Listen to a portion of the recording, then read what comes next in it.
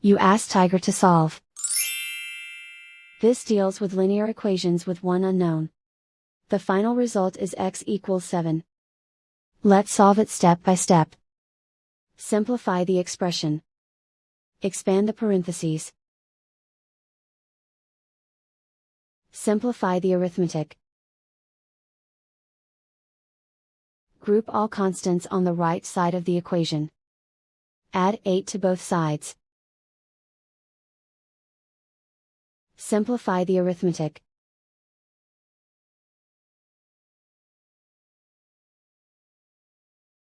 Isolate the x.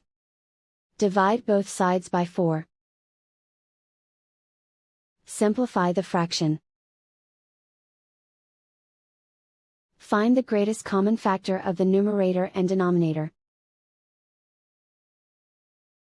Factor out and cancel the greatest common factor.